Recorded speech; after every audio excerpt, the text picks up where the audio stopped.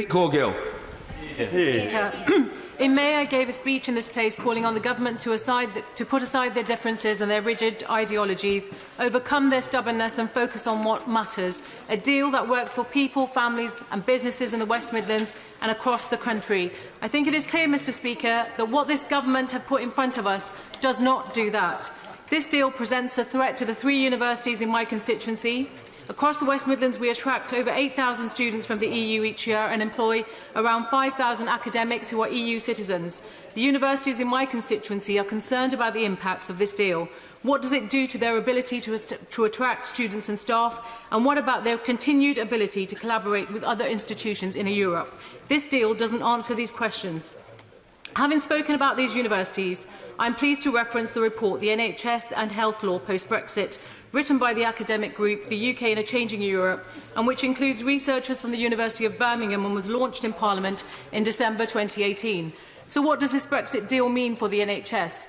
In this report, they raise fears about the likelihood of medicine shortages taking place across the UK, and they are rightly worried about the lack of guarantee of continued access to European Union-wide public health networks and vigilance systems which facilitate the protection of patient safety. The government have not adequately addressed any of these and the damaging effect of this deal on the NHS, which will be felt around the country if it goes through. According to analysis commissioned by Birmingham City Council's Brexit Commission, 1 in 10 registered nurses in the West Midlands are from the European Union. In a sector which already has high vacancy and amid low retention of nursing staff, they fulfil vital roles working in older adult nursing homes and providing help and support for some of our most vulnerable citizens. I would ask for a guarantee from ministers that those so-called low-skilled or unskilled workers will still be able to come from the EU, but despite the much-delayed white paper which finally slipped out just before Christmas, we still have a cabinet and government at odds over its future immigration policy.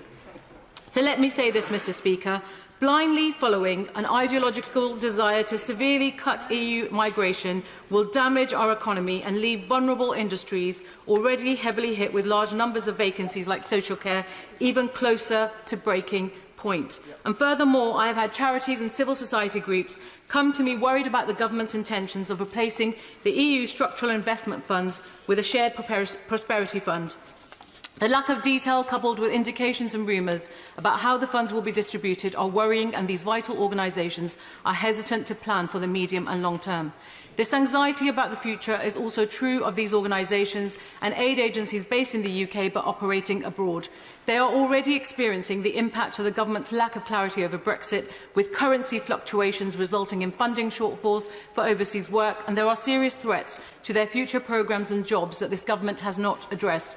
The Greater Birmingham Chamber of Commerce evidenced that almost a quarter of West Midlands-based businesses export exclusively to the EU.